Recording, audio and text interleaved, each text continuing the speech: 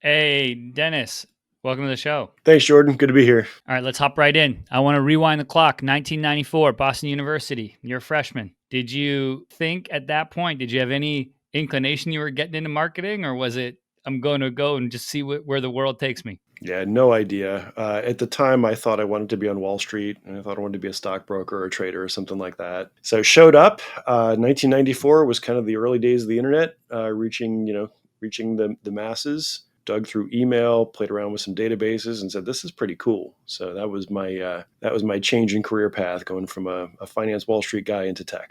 I love it. And I know when you were there, you made some pretty deep connections with, 8 people, and they've been lifelong friends of yours. And I'm interested how much digital and the tools available have made staying connected to them easy. Oh, for sure. There's no way we would have stayed connected over the distances without, certainly without the web and communication tools. But it's a blessing, right? We've seen each other get married, raise children, grow our families, and that kind of stuff. I presume you're referring to the post I made on Insta that day. But yeah, it's been great. Just wonderful friends. All came from very different walks of life. United for 4 years. Great friendships, great memories, and that's taken us 25 years into the future. Yeah. I love it. And yeah, I was scoping the Instagram. We trying to do a little research. The other thing I found out, which I was interested, I love your bio. You said you really like omelets, or you like omelets. I have down here. So, is there a backstory with that, or are you just passionate about it? Just passionate about breakfast. I always thought it was the most important meal of the day. There is a little bit of a backstory. So, one summer job, I was actually working for my mom, who ran a propane company in New York, doing yard work like painting tanks and scraping the rust off of tanks. And, you couldn't do that hungry. It was a hot summer day. So, on my way to work, I always stopped at a local deli, just fell in love with breakfast sandwiches, and it's been a love affair ever since. Yeah, that's that's a good love affair. I'm also in team. I'm on team breakfast sandwiches, so I'm with you that. Now, do you have a preferred brand that's maybe marketed to you better and won over your heart? From let's go fast food breakfast sandwiches. Yeah, good question. So I'll probably always be a fan of McDonald's. I don't need a whole lot of McDonald's sandwiches, but the Egg McMuffin is classic, so I'll go with that. And then another one is the Dunkin' Donuts breakfast sandwich is actually pretty good. We don't have as many Dunkins out here in LA, but on the East Coast, and I'm sure in Texas as well. Yeah, it's interesting. I always love getting those little nuggets out, as we start the show, to so the listeners get to know a little bit more about you. Now, let's shift gears a little bit. We'll get into more the marketing side of things. You've been in the game for a while, right? You have experience. You've seen. I mean, the internet's been around longer than from 94, but really you've seen it run its, run the majority of its public race. When you first got into tech and marketing, I guess one, paint the picture for me of what did it look like, from a day-to-day type of job of what you were actually doing. And then two, I want to know what you've actually carried from those early days to your job today in 2023, where you're like that principle or that technique or whatever has rung kind of true, over the course of 15, 20 years. Yeah, sure. So what I remember early on is a hell of a lot of PowerPoint. Seemed like everything was on PowerPoint in those days. I have a dear friend who often refers to new products that are built on the PowerPoint operating system, which is a pretty funny gag that's gone on for 20 years now. So yeah, I remember a lot of PowerPoint. I remember a lot of meetings and a lot of discussions, but the strategy that we were working on PowerPoints over those decks when you go into sales calls with customers and prospects. The strategy work was incredible, and I've carried that forward to this day. So in product marketing land, it's a lot of learning how to competitively position your product, understanding what makes your solution different, better, unique. And I don't know that there's a shortcut to that these days. So all of those old late nights, kind of like grinding over PowerPoint decks, were really impactful. Yeah, it's interesting. I'm with you on that, where I don't think there's a shortcut. There's also, I always make the comparison to me versus a chef.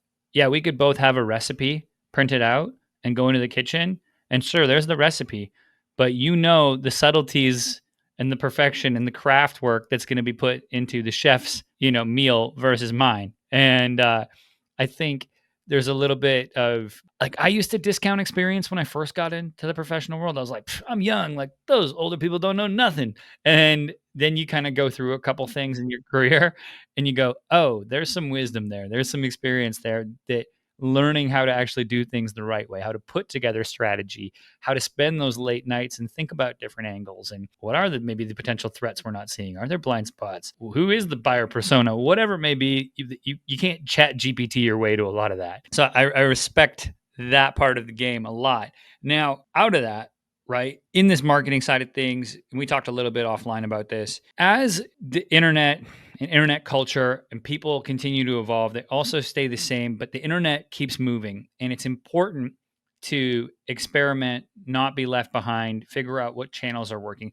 I want to know how you approach running experiments in your role, getting executive buy-in, and also being, whether it's unilateral across departments or just with other people you're working with. How do you approach, okay, I have this idea or this thing I want to do, what's like the next step after that? Yeah, great question. I mean, I had really great experience in marketing leadership, leveraging playbooks from a past opportunity. So, a lot of what I tell both my teams and the executive leaders that I work for is you don't have to continually reinvent the wheel. There are playbooks, the path has been trodden before, but finding the right mix is always what's important to every business that you're working in.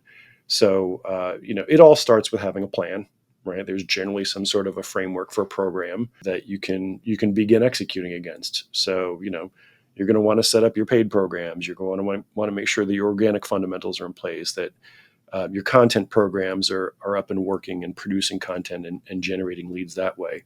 But by measuring the outcomes and the results of these activities, then you can start to dig in and dial in your decisions about where to double our investment, where to increase our investment, where to scale back. I wish there was a tried and true approach to every opportunity, every role that I've been in. But it's just hard work and it's just effort, and you have to do it and you have to observe. But if you're doing it and you're measuring your efforts and evaluating them, you'll figure it out, and you'll figure it out pretty quickly.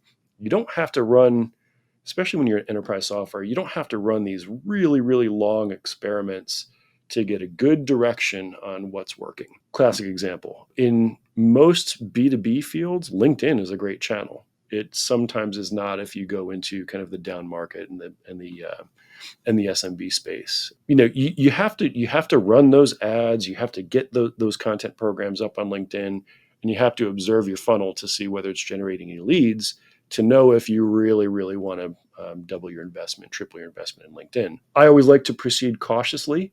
I like to do just enough experimentation to be able to make a decision and act, whether that's, a paid channel, a digital channel, whether that's field marketing and getting out into the trade show circuit or events. So yeah, it's just a process of trying, learning, often failing, but repeating and coming at it again and seeing what's working for you. Is there a percentage of, roughly, of ad budget or we'll call resource budget from a time and money perspective that you think or that you've seen is appropriate to put toward experiments, versus some of the bread and butter? Hey, we know we're doing these 10 events this year. That's going to take up a certain amount of time. We're going to, or whatever the things that have maybe worked in the past, but you want to try some new avenues, whether that's a new LinkedIn campaign or what have you. Have you seen, either in the playbooks or in your own experience, a percentage of budget or resources, time and money that is a ballpark that people put towards that? Yeah, so in terms of budget allocations, the work that I tend to do is, or at least has been for early stage companies where resources are not infinite. Resources are actually quite constrained. So I generally start with a program that looks like about 50% of the spend on digital and 50% in field on events and trade shows. Just digging in and kind of using some best guesses as to where you think the biggest impacts will be. Paid will give you some pretty quick hits. It'll generate some leads. You can work those leads and see if they're good leads. Organic is a little bit of a longer tail effort. Organic search programs are longer tail. You have to make sure your technical fundamentals are in place, your content engine is working well, and events. Events and field work is one of those endeavors that you really need a reliable team who's hustling and out there doing, putting in the effort and working hard. because if you have a passive team in the field, you're not going to generate much business out in the field. You have to hustle, and you have to be working your field events and generating leads. Quick example: I have a colleague that I've been working with, gosh, for 6 or 7 years now. When we go out in the field, she is incredible with people.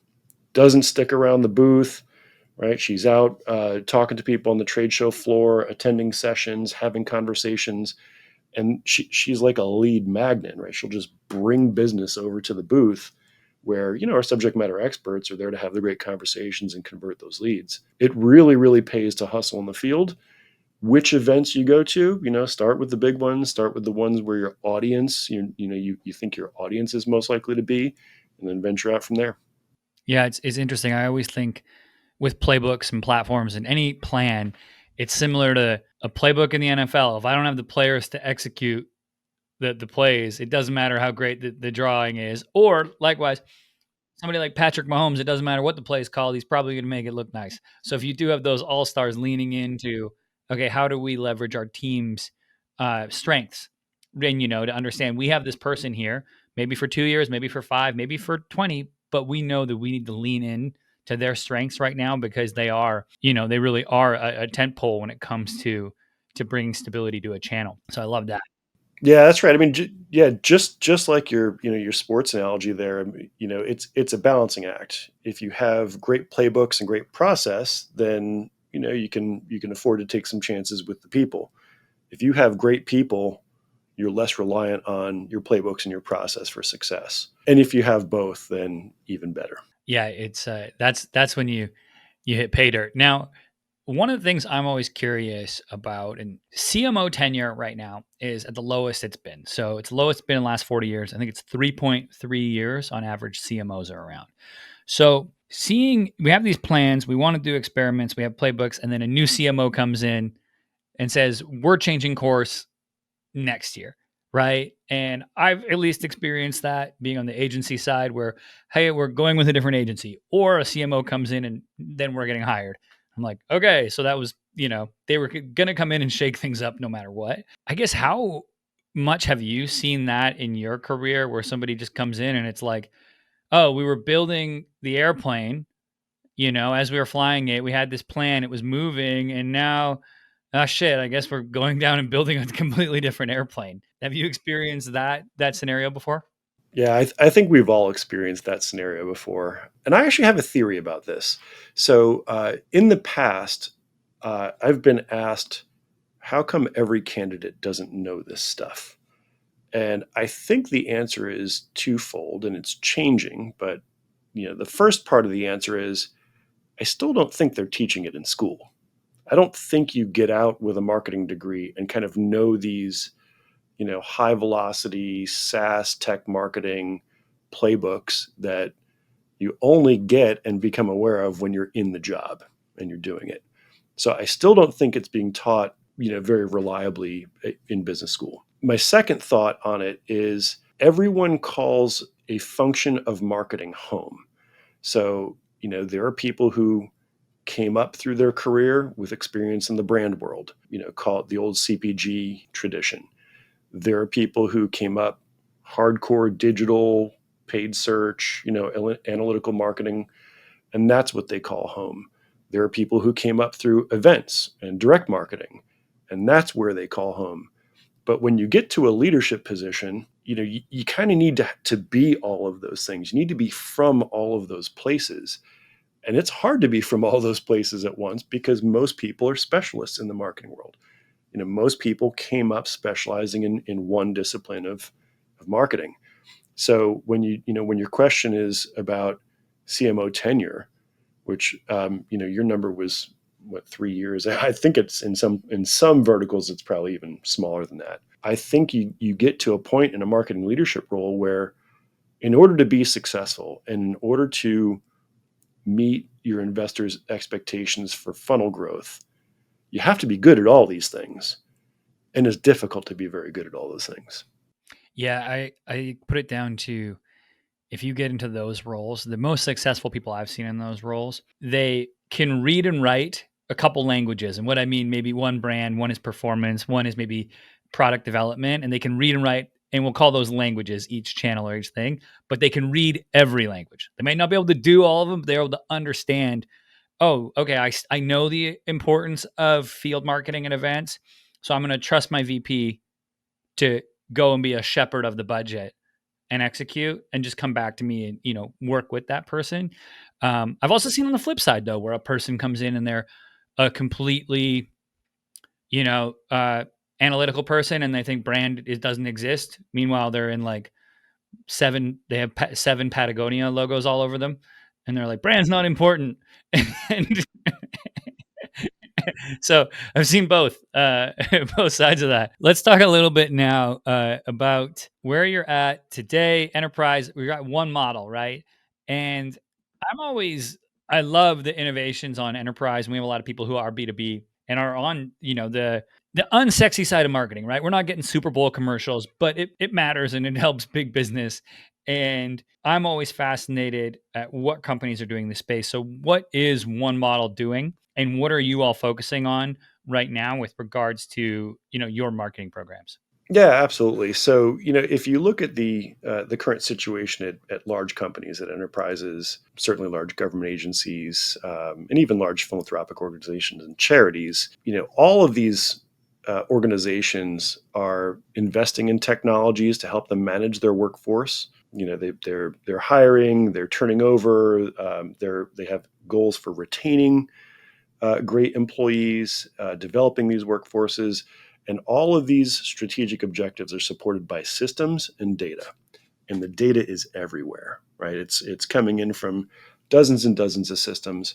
And there really isn't a great platform out there that's bringing all that data in, structuring that data in ways that can help people planners, people managers make consistently brilliant talent decisions quickly and ethically, right? So one model is a platform that brings all of that data in and gives the insights and helps people managers make decisions and even predictions about where their workforce is headed that heretofore haven't been possible. So it's a great data technology. It's a great predictive modeling technology. But most importantly, even in this age, this is becoming incredibly important. When you get into things like AI, predictions and modeling data for talent decisions, transparency is key. It's not going to be acceptable to be unable to explain why you interviewed these 5 people out of these 400 resumes that came in. You have to going to be able to explain why those decisions were made. Companies have goals around diversity, equity, and inclusion. For example, what percentage of this particular layer of management is diverse? There are objectives around learning and development. Which people, which teams should I invest in training programs and development programs for? It's kind of like a ridiculous problem that large companies have, but so many companies have arguments and conflict in response to the question, what is our headcount, right? Which is mind-blowing. What is our headcount should be the easiest question a company can answer about their workforce. But there's a lot of layers and nooks and crannies to that question. So headcount as of when, headcount including whom, right? And it's very difficult depending on which data and which data elements are flying around your data ecosystem. So one model is a platform that brings that all together. It allows more people who are making talent decisions to do so, make them better talent decisions, make them more ethical talent decisions, and help them do it a lot easier and in a more explainable way. I love it. Help remove some of the bias so you don't get a department with 26 white dudes. Yeah, Yeah. right. Not a good thing. Yeah, not a good thing. And we've all seen it. I've gone into those boardrooms before. You're like, what the? Yeah, a lot of Sperry's. So anyway, Dennis, this has been awesome. For people who want to connect with you online, where should they go? And then two, if they want to learn about one model and help some of their hiring practices become, like you said, more ethical, more efficient, where should they go to check you all out? Absolutely. The website is onemodel.co. You can find me on LinkedIn. It's Dennis Behrman on LinkedIn. Google also works. And just quick plug, if it's a timely broadcast, we'll be in Vegas at the HR Tech trade show out there. Looking forward, stop by our booth. It's booth 1707. Beautiful. I will put links to all those in the show notes page. Dennis, thanks again for coming on the show today. I appreciate it. Thanks, Jordan. Good talking to you. All right, everybody. That's it for this episode. As always, hit those like, share, subscribe, all those fun buttons at the bottom of your podcast or YouTube app, and I'll catch you next time.